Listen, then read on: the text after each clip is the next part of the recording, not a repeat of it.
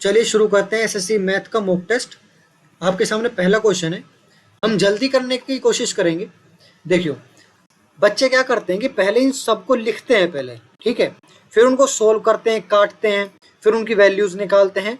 इससे बहुत ज़्यादा टाइम लग जाता है, ठीक है। हम कोशिश करेंगे कि इन सबको यहीं पर दिमाग में ही सॉल्यूशन ले आएं, ठीक है। तो देखो, हम इसको क्या लिख सकते हैं, देखो दिमाग में करने की कोशिश करें तो हम इसको लिख सकते हैं 6, ठीक है। और इसको हम क्या लिख सकते हैं 8, ठीक है। यहां पर +20 है, यहां पूरा माइनस है। इसको सोल्व करेंगे तो ये वैल्यू आई हमारे पास 20 है यहाँ पर, ठीक है। तो 22 माइनस का, यहां पर इसको लिख सकते हैं हम 4 और इसको 5, वैल्यू आई हमारे पास -30, ठीक है। और इसको भी हम दिमाग में ही सोल्व करेंगे अगर हो सके तो। मैंने आपको समझाने के लिए यहाँ पर लिखा है, ठीक है, वरना आप दिमाग में सोल्व करें जिससे टाइम बचे।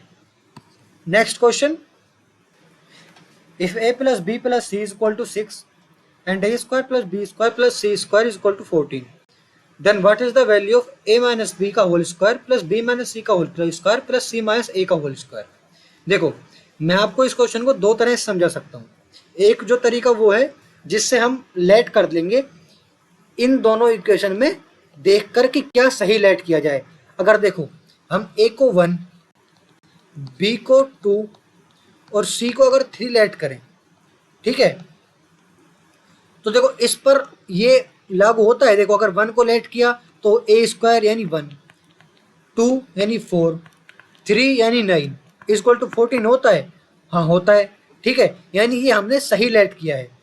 तो हमसे देखो यहाँ पर कंडीशन रख देंगे। a की वैल्यू क्या है हमारे पास 1 -2 + 2 - 3 + 3 - 1, ठीक है। इसकी वैल्यू है हमारे पास स्क्वायर है यहाँ पर, इसकी वैल्यू है हमारे पास 1, इसकी वैल्यू हमारे पास आई 1 और इसकी वैल्यू आई हमारे पास 4, ठीक है, = 6। अब देखो, अगर ये क्वेश्चन में नहीं होता आपसे तो दूसरा है कि आइडेंटिटीज से कर लेंगे, लेकिन वो आइडेंटिटीज का इतना लंबा पड़ जाएगा कि टाइम बहुत लगेगा। मैं आपको करके बताता हूँ। देखो, आइडेंटिटी होती है a³ + b³ + c³ -3 abc = a + b + c a² + b² + c² -ab + bc + ca, ठीक है। अब देखो, हमें सबसे पहले इसकी वैल्यू निकालनी है। क्यों? क्योंकि यही आइडेंटिटी दो तरह से होती है। इसको एक और जगह लिख सकते हैं। देखो, इसको एक और कैसे लिख सकते हैं 1/2 a + b + c और ये एज इट इज ये वाला, ठीक है, a - b का स्क्वायर + b - c का स्क्वायर + c - a का स्क्वायर। इसको दो तरह से लिख सकते हैं इसी को, ठीक है। तो देखो कितना लंबा पड़ जाएगा। फिर हमें इसकी वैल्यू निकालने के लिए एक और आइडेंटिटी लगेगी, a² + b² sorry a + b + c का whole square = a² + b² + c² + 2ab + bc + ca, ठीक है। तो अब देखो क्या करेंगे, हमें इसकी वैल्यू पता है, इसकी वैल्यू पता है, इसकी वैल्यू नहीं पता है, ठीक है। तो हम सबसे पहले इसकी वैल्यू निकालेंगे, ठीक है। फिर ये वैल्यू यहाँ पर रखेंगे, तो फिर किसकी वैल्यू निकल जाएगी हमारी, इस पूरे की वैल्यू, ठीक है। अब ये पूरे की वैल्यू इक्वल टू रखेंगे इसके, तो हमें इसकी वैल्यू भी पता है और इसकी वैल्यू पता है, और तब जाके इसकी वैल्यू निकलेगी।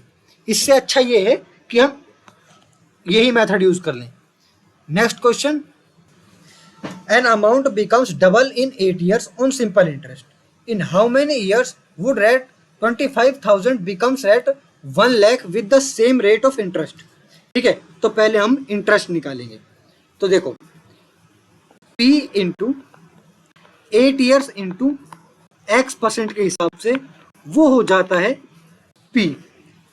मैंने 2p क्यों लिखा, डबल क्यों लिखा, देखो यहां पर हम इंटरेस्ट लिखते हैं, ओनली इंटरेस्ट, ठीक है।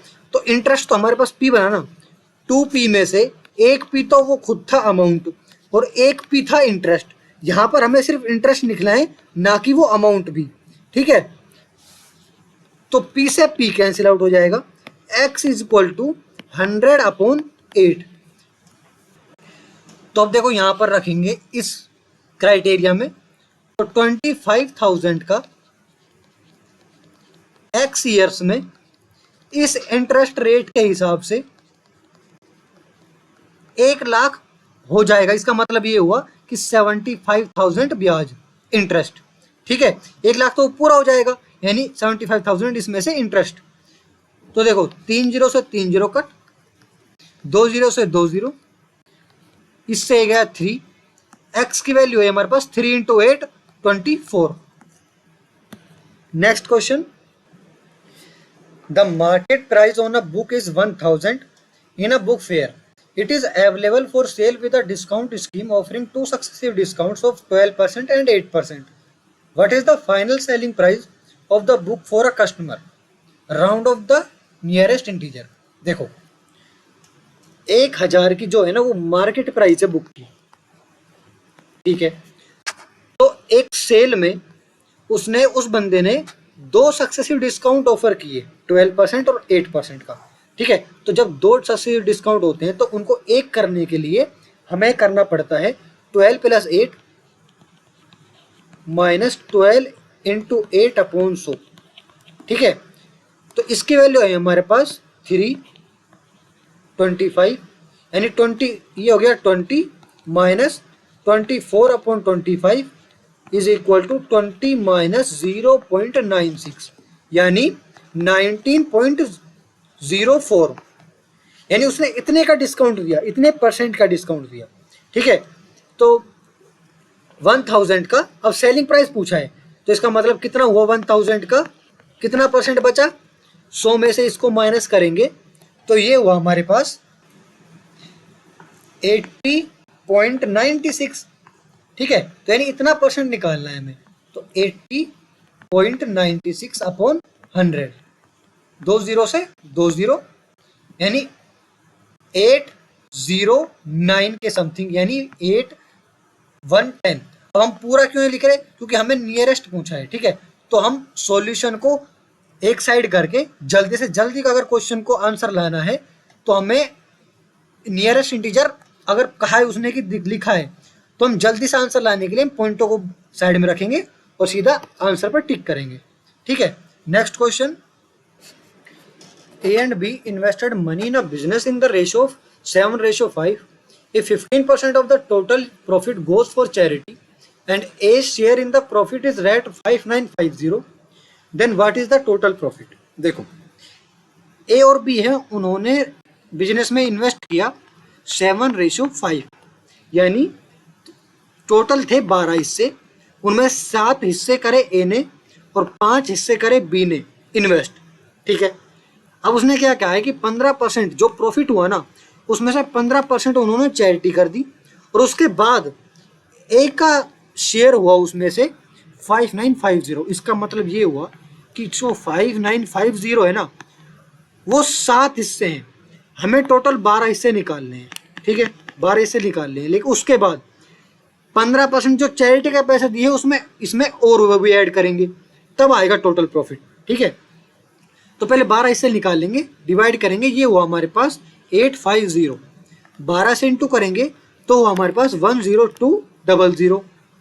अब देखो ये है 85%, 15% चैरिटी के बाद 85% बचा, हमें 100% निकालना है। ठीक है, तो इसको डिवाइड करेंगे तो ये वैल्यू आई हमारे पास 120, तो 12000 यानी 12,000। Next question, A shopkeeper purchases 6 small cold drink bottles for 100. For how much should he sell one such bottle to get a profit of 20%? देखो अब इस क्वेश्चन में हमें पेन उठाने की जरूरत है, तो देखो अभी आप बहुत टाइम ले रहे हो, हमें बिना पेन उठाए इस क्वेश्चन का आंसर देना है। देखो डायरेक्ट है 20, कैसे, देखो 100 की खरीदी, 20% का प्रॉफिट होना चाहिए, ये लो 20% का प्रॉफिट कर दिया।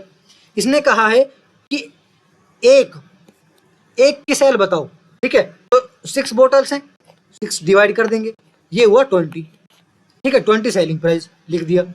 Next question, find the value of given expression. देखो इसको डायरेक्ट हम वैल्यूज रख के सोल्व कर लेंगे।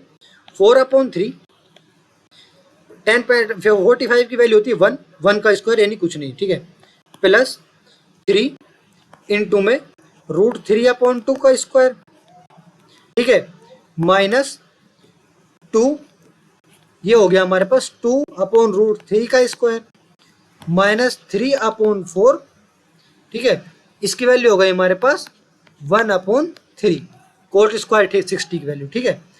तो सोल्व करेंगे तो यहाँ पर ये हमारे पास 4/3 प्लस 9/4, ये हुआ हमारे पास 8/3 minus 1/4 is equal to 2 minus 4/3 is equal to 2/3।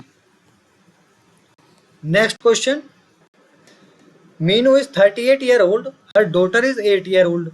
In how many years will Meenu be double her daughter's age?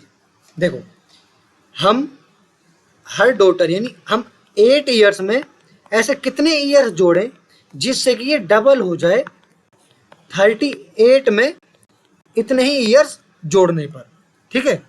तो देखो इसको सोल्व करेंगे तो यहाँ पर x की वैल्यू आई हमारे पास is equal to 38 minus 16, x की वैल्यू है हमारे पास 22।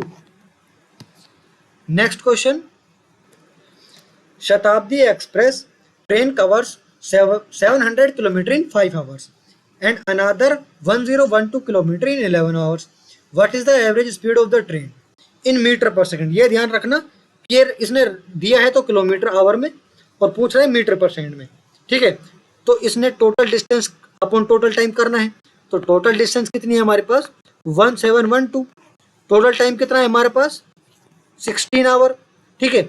अब ये हुआ है हमारे पास किलोमीटर पर आवर में, मीटर पर सेकंड में करने के लिए 5/18 से हम इंटू करेंगे, ठीक है। तो इसको सोल्व करेंगे तो ये हुआ हमारे पास 107, ठीक है, 5 से इंटू करेंगे तो ये हमारे पास 535/18 is equal to 2913/18। Next question, in a company a piece of work can be completed in 4, 6, 18 days alone by R at S and T respectively. In how many days will the work be completed if they work together? देखो अगर हमें time बचाना है तो हम direct इस नतीजे पर पहुंचेंगे कि इसको देखते हमें पता चल जाना चाहिए कि 36/17 होगा। अब कैसे होगा, देखो तुरंत कैसे पता चलेगा। देखो सिंपल सा क्वेश्चन है, इसने ये टाइम दिया है तीनों का और तीनों को पूछा है टुगेदर कितने वर्क करेंगे, तो इन तीनों का एलसीएम लिया, ये ले लिया, ठीक है।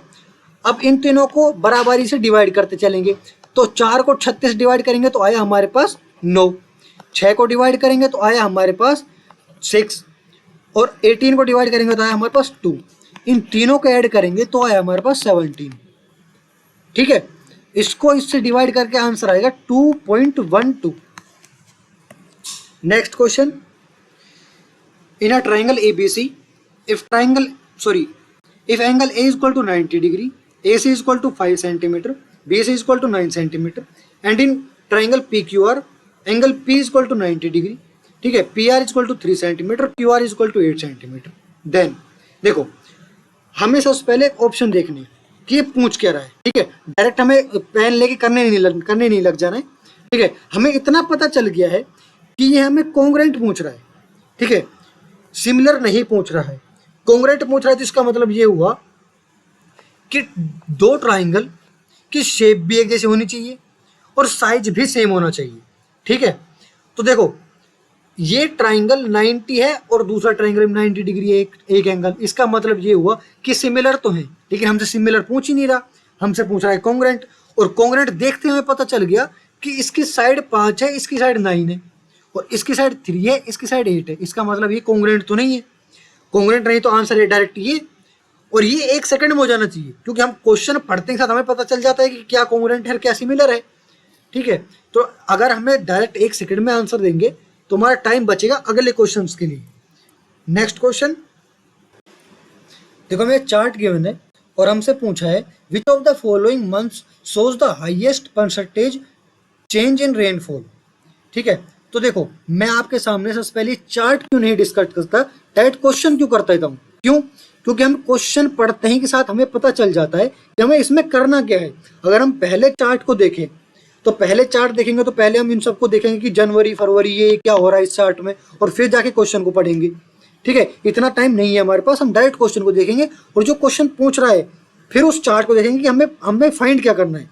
ठीक है, और शॉर्टकट देखो, यहाँ पर 4 ऑप्शन है। ठीक है, और यहाँ पर महीने हैं कितने, 6। इसका मतलब ये है कि आपको 2 महीने तो डायरेक्ट छोड़ने हैं। ठीक है, उनकी तरफ तो ध्यान ही नहीं देना है। किन की तरफ ध्यान नहीं देना है, एक जुलाई पर ध्यान नहीं देना है। ठीक है, एक नवंबर पर ध्यान नहीं देना है। यहाँ पर ये कटा, यहाँ पर चार्ट देखना कटा और सीधा ऑप्शन क्वेश्चन पढ़ा और डायरेक्ट ऑप्शन देखा। ठीक है, तो ये पूछ रहा है कि सबसे ज़्यादा परसेंटेज चेंज किस में आया है, मतलब कि कितना परसेंट ज़्यादा बढ़ गया सबसे ज़्यादा। ठीक है, तो पहले जनवरी को देखो, तो जनवरी में देखो पहले है 35। ठीक है, और फिर हो गया वो 55। दूसरा देखो मार्च में वो है 25 और वो हो गया 45। ठीक है, फिर आया हमारे पास सितंबर और मई में देखो वो था 45 और वो हो गया 75। और फिर बचा हमारे पास मई भी हो गया। सितंबर में क्या हुआ, 15 और फिर वो हो गया 25। 15 और फिर वो हो गया हमारे पास 25। तो अब इनके परसेंटेज निकालते हैं। देखो 35 का कितना बढ़ गया, 35 का बढ़ गया हमारे पास 20। ठीक है, तो ये कितना लगभग कितना हो गया, इंटू 100 करेंगे तो ये 57% के लगभग हो गया। मैं फिक्स नहीं बता रहा, क्योंकि अगर जल्दी करना है तो तुम पॉइंटों में आंसर नहीं ला सकते, बहुत टाइम लग जाएगा। ठीक है, ये हो हमारे पास 25 का बढ़ गया हमारे पास 20 इंटू 100, ये हो गया हमारे पास 80% के लगभग। ठीक है, ये बढ़ गया हमारे पास 45 का, हमारे पास बढ़ गया ये 30, ये हो गया हमारे पास 66% के लगभग। और ये 15 का बढ़ गया हमारे पास 10, तो ये भी हो गया हमारा 66% के लगभग। तो 80% सबसे ज़्यादा, यानी कौन सा, March. Next question, if P is equal to √2 plus 1 upon √2 minus 1 and Q is equal to √2 minus 1 upon √2 plus 1, find the value of P square plus Q square upon में Q है और दूसरे में अपॉन में P। ठीक है, तो क्या करेंगे, सबसे पहले इसको रेशनलाइज मेथड से इसको पूरा सोल्व करेंगे। P को तो पूरा सोल्व करेंगे, तो देखो √2 plus 1 अपॉन √2 minus 1 इंटू में √2 plus 1 अपॉन √2 plus 1, ये होता है रेशनलाइज मेथड। और ये दिमाग में ही सोल्व कर लेना, लिखकर सोल्व करने में आपको टाइम लगेगा। ठीक है, तो अगर इसको सोल्व करें डायरेक्ट तो यहाँ पर होगा, ये होगा a प्लस बी और a माइनस बी। ठीक है, तो यानी a square minus B square, यहाँ पर बचेगा 1 ओनली, तो इस 1 का कोई काम नहीं है, यानी √2 प्लस 1 का स्क्वायर। ठीक है, तो कितना हुआ हमारे पास, ये हो गया 3 प्लस 2√2। ठीक है, P की वैल्यू ये आई, और Q की वैल्यू भी ऐसे निकाल लेंगे। Q की वैल्यू आएगी हमारे पास, अगर दिमाग में सोल्व करें तो ये आएगी 3 माइनस 2√2। ठीक है, तो अब देखो यहाँ पर इसमें रखेंगे, वैल्यू रखेंगे तो यहाँ पर देखो P स्क्वायर यानी 3 प्लस 2√2 का स्क्वायर प्लस 3 माइनस 2√2 का स्क्वायर अपॉन Q यानी 3 माइनस 2√2 अपॉन P 3 प्लस 2√2। ठीक है, इसको सोल्व करेंगे तो यहाँ पर फिर से देखो a plus B a minus B, तो क्या होगा, कॉमन लेंगे तो यही दोनों आएंगे, a प्लस बी और a माइनस बी। इसको सोल्व करेंगे तो यहाँ पर भी 1 ही बचेगा। देखो 3 3 से 9, इसको सोल्व करेंगे तो माइनस इसका स्क्वायर करेंगे तो 8 यानी 1, तो ये भी बचा 1। यहाँ पर नहीं, नीचे लिखने की कोई जरूरत नहीं है, ठीक है। तो देखो यहाँ पर कॉमन लिया था तो इसको हटाकर इसको इससे इंटू करेंगे, ठीक है, यानी 3 + 2 √2 का क्यूब हो जाएगा प्लस 3 - 2 √2 का क्यूब। अब यहाँ पर आने के बाद अब सॉल्यूशन करना पड़ेगा, लेकिन देखो हम दो तरह से कर सकते हैं, या तो इसका क्यूब निकाल लें दोनों का अलग अलग से, या फिर देखो ये p है क्यूब प्लस ये क्यू क्यूब। अब देखो p + क्यू क्यूब की आइडेंटिटी क्या होती है, p³ + q³ is equal to p + q p² + q² minus pq, ठीक है। तो देखो हम इन सब की वैल्यू निकाल सकते हैं, कैसे निकाल सकते हैं, p + q कितना होगा, ये रहा p, ये रहा q, p + q हो जाएगा, इससे ही कट जाएगा, बचा कितना 6, तो इसकी वैल्यू हो गई हमारे पास 6, ठीक है, ये लो 6 आ गया। और देखो p + q² माइनस pq, इसकी वैल्यू क्या होगी, देखो आसान है इसकी वैल्यू निकालना।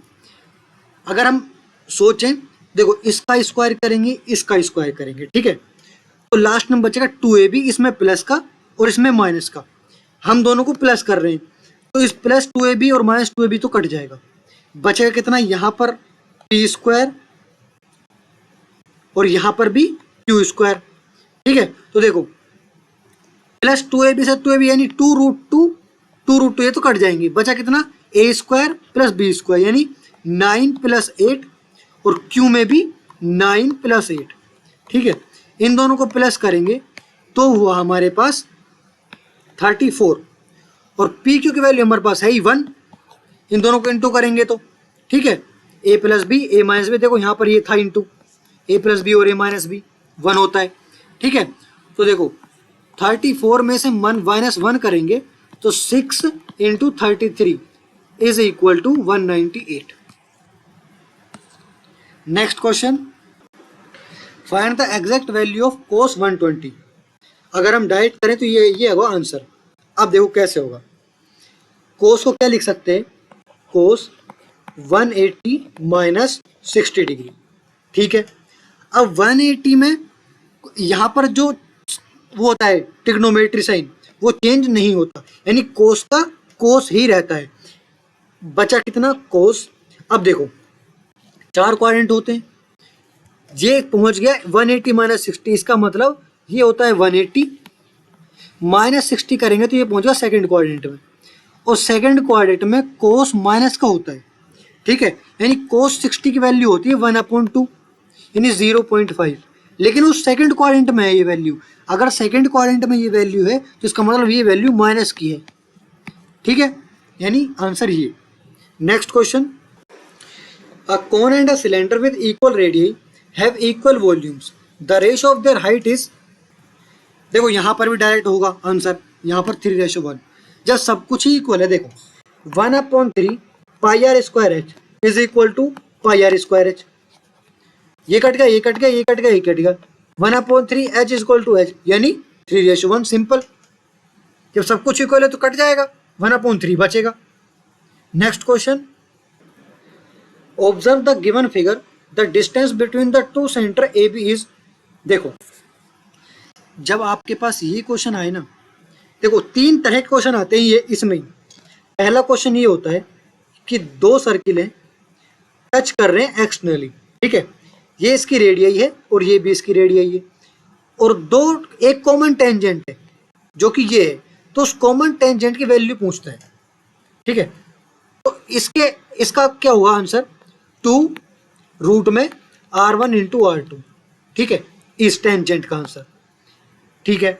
अब देखो एक क्वेश्चन ये आता है जिसमें ये एक्सटर्नली टच नहीं कर रहे होते, जब एक्सटर्नली टच नहीं कर रहे होते तो उस टेंजेंट की, यानी देखो टेंजेंट की वैल्यू क्या होती है, ये है टेंजेंट, ये वाली ये टेंजेंट होती है, ठीक है, टेंजेंट का स्क्वायर इज इक्वल टू आपस में जो डिस्टेंस सेंटर्स की उसका स्क्वायर, सेंटर की डिस्टेंस का square, minus R2 minus R1 का स्क्वायर, ये होता है। ठीक है, दो तरह के सवाल। और तीसरा तरह का सवाल होता है ये ऐसा वाला। ऐसे वाले में हमें फाइंड करना होता है ऐसे। ठीक है, उसमें तो हम उसके हिसाब से चलेंगे, जैसा क्वेश्चन होता है उसके हिसाब से। लेकिन दो क्वेश्चन ऐसे तो सेम टू सेम ये आते ही डायरेक्ट। ठीक है, तो अब ये क्वेश्चन है दूसरा वाला। तो देखो, टी स्क्वायर एंड टेंजेंट का स्क्वायर यानी 144 is equal to distance centres की आपस में C square minus R2 minus R1 8 minus 3 is equal to 5 5 का स्क्वायर 25। ठीक है, C square is equal to 169, C is equal to 13। Next question देखो, मैं चार्ट गिवन है और हमसे पूछा है what is the average quantity of food item C used during all the 4 months together. देखो, अब जाना है चार्ट पर और देखना है कि ये सी है, सी के चारों मिलकर एवरेज निकालनी है हमें इन चारों की। तो सबसे पहले इन चारों को प्लस करेंगे हम। प्लस कितना हुआ, 400 600 900 1000 1100, ये हुआ हमारे पास 1170। ठीक है, अब डिवाइड करेंगे 4, डिवाइड करेंगे तो डिवाइड करने पर देखो 2 9। अब यहीं पर रुक जाओ, आगे डिवाइड मत करो। ठीक है, पॉइंटों में आएगा, यहीं पर रुक जाना है और डायरेक्ट हमें ऑप्शन देखना है। तो 2 9 सिर्फ इसी ऑप्शन में है, कहीं पर भी और 2 9 नहीं है, देख लो। ठीक है, इसलिए मैं देखो, अब मैं ऐसे भी कर सकता हूँ आपको, पहले मैं तुरंत ये करके 292.5 और फिर आंसर बता दूं, क्योंकि मुझे तो पता चल गया। देखते हैं 2 9, देखते हैं कोई ऑप्शन ये है। आपको लगेगा कि मैं डायरेक्ट पॉइंटों के हिसाब से इतनी जल्दी डिवाइड कैसे करता हूँ।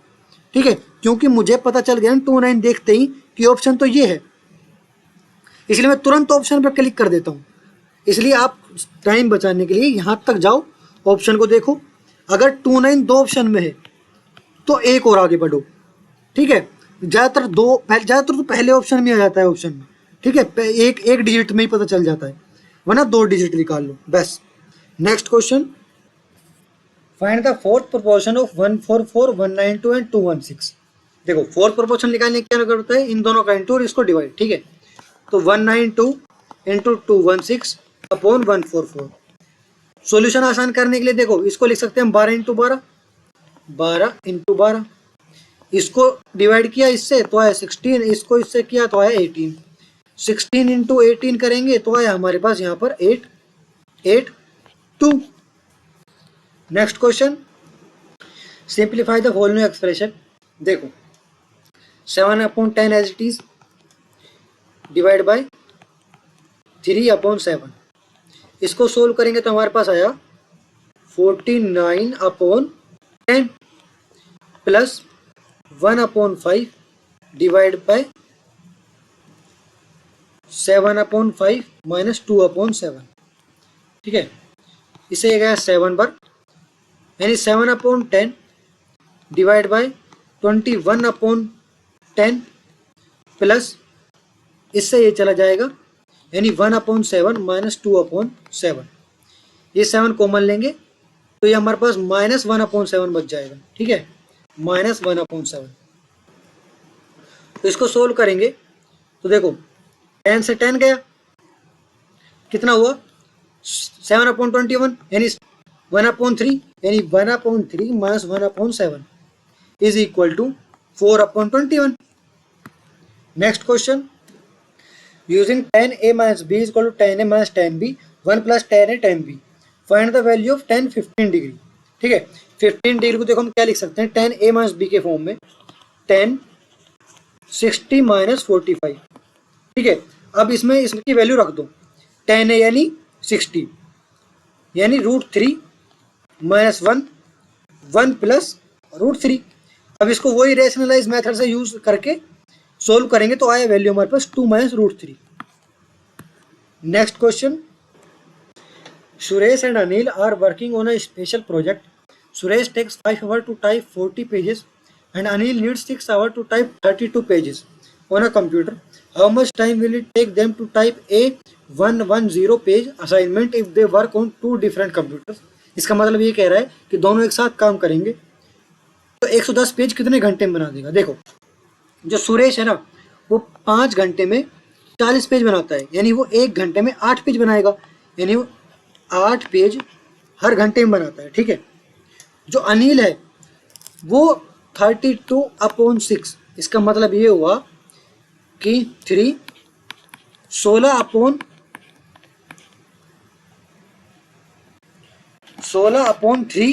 पर आवर पेज बनाता है, ठीक है। अब ये इनकी एफिशिएंसी है, इसकी ये। अब ये पूछा है कि ये 110 पेज कितने दिन में बनाएगा, तो इन दोनों एफिशिएंसी का प्लस करेंगे, ठीक है। तो प्लस करेंगे तो ये वैल्यू है हमारे पास 40/3। तो 40/3 को 110/40/3 करेंगे तो वैल्यू आई हमारे पास 330/40, यानी 0 0 कैंसिल आउट, 8 1/4, ठीक है। और इसको आवर प्लस मिनट में कन्वर्ट करेंगे तो 8 आवर्स और 15 minutes. Next question, a thief is spotted by a policeman from a distance of 210 meter. When the policeman starts the chase, the thief also starts running. If the speed of the thief is 25 km per hour and that of the policeman is 32 km per hour, then how far would the thief have run before he is overtaken? सबसे पहले हमें ये ध्यान रखना है कि kilometre per hour में है, ये मीटर में है। अब सोल्व करेंगे तो देखो, पुलिसमैन यहाँ पर है और थीफ यहाँ पर है। डिस्टेंस कितनी है दोनों के बीच में? 210। लेकिन पुलिस जो थीफ है वो 25 किलोमीटर पर आवर से भाग रहा है और जो पुलिसमैन है वो 32 से। इसका मतलब ये है कि 210 मीटर, इसको ये जो डिफरेंस इसका कितना 7 किलोमीटर पर आवर को इसको क्रॉस करना है 210 मीटर को। इसका मतलब ये हुआ कि 210 मीटर डिस्टेंस और स्पीड 7 किलोमीटर पर आवर, यानी मीटर पर सेकंड कन्वर्ट करेंगे, यानी 5/18, 18 ऊपर जाएगा, 18 यहाँ पर, ठीक है। ये जाएगा 30, ये जाएगा 6, 18 6 जा 108, यानी 10 सेकंड तक चोर भागता है, ठीक है। यानी 10 सेकंड बाद पुलिसमैन चोर को पकड़ लेता है, ठीक है। तो थीफ कितना भागा? 25 किलोमीटर पर आवर की स्पीड से 108 सेकंड, यानी इसको मीटर पर सेकंड में कन्वर्ट करेंगे और फिर टाइम को इनटू करेंगे, ठीक है। तो इसकी वैल्यू आई हमारे पास 750। Next question, Sachin cycled at 8.5 km per hour for 4 hours, then took an auto and traveled at 20 km per hour for 1.5 hours, and then walked at 4 km per hour for y hours. If Sudhin's overall average speed for the entire journey was 10 km per hour, what is the value of y? ठीक है, तो average speed निकालनी है, तो total distance upon total time होगा, ठीक है। Total distance कितना होगा? 8.5 इंटू 4, 20 इंटू 1.5 और 4 इंटू वाई, ये हो गया हमारे पास 64 प्लस 4y टोटल डिस्टेंस, ठीक है। Total time 4 hours plus 1.5 hours plus y hours, ये हो गया 5.5 plus y is equal to 10, ठीक है। यानी 64 plus 4y is equal to 55 plus 10y, यह हो गया 6y is equal to 9। y की वैल्यू आई हमारे पास 3/2 यानी 1.5। Next question, area of a sector is 1848 and the central angle of the sector is 270, find the radius of the circle. देखो, area of sector का formula क्या होता है? Pi R square theta upon 360 is equal to है 1848 के, और जो theta है वो 270 है, यहाँ पर 270 लिखेंगे, ठीक है। आर की वैल्यू फाइंड करनी है, तो आर स्क्वायर हो जाएगा हमारे पास 1848 इंटू में 360 अपॉन 270 इंटू में ये हो जाएगा 22 इंटू 7, 0 से 0, 11 दूनी 22, 168, ठीक है। इसे कट जाएगा हमारे पास 84, तो बचेगा क्या? 84 इंटू 7 अपॉन 27, ठीक है, इज इक्वल टू यहाँ पर 36 और आ जाएगा, ठीक है। तो इसकी वैल्यू आई हमारे पास ये 9, ये 12, ठीक है, ये हो गया हमारे पास 4, इसकी वैल्यू आई हमारे पास 7, 8, 4, ठीक है। यानी आर स्क्वायर की वैल्यू आई हमारे पास 784, आर की वैल्यू क्या होगी 28। Next question, a man and a woman can finish a work together in half the time taken by a woman and a boy together, ठीक है। a boy can finish the work alone in 20 days and two women together can finish it in 30 days, in how many days will the work be finished by 4 men, ठीक है। तो इन्हें इसने देखो last में क्या कहा है कि एक जो बॉय है ना वो अलोन यानी 1/20 डेज में काम करता है, एफिशिएंसी निकाले, और 1 वुमेन की एफिशिएंसी निकालें तो हो जाएगी 1/60, ठीक है। 2 वुमेन की 30 डेज, 1 वुमेन 60 डेज, ठीक है। इज इक्वल टू, ये दोनों काम करते हैं कितने दिन में निकाल लेंगे, ये हो गया हमारे पास 64 यानी 1/15। अब जितने दिन में ये काम करता है, ये काम करता है 15 आवर में, ठीक है। वापिस से वर्क में वो टाइम में कन्वर्ट करेंगे तो अब की बार क्या कह रहा है ये कि ये हाफ काम इससे यानी जितने दिन में ये काम करते हैं उससे हाफ काम ये काम करते हैं। इसका मतलब ये हुआ कि 1/men प्लस 1/women यानी 1/women 60 days is equal to 1/15, ठीक है, हाफ यानी 2, ठीक है। तो 1/m की वैल्यू आई हमारे पास 2/15 minus 1/60 is equal to 68 minus 1 यानी 7/60, ठीक है।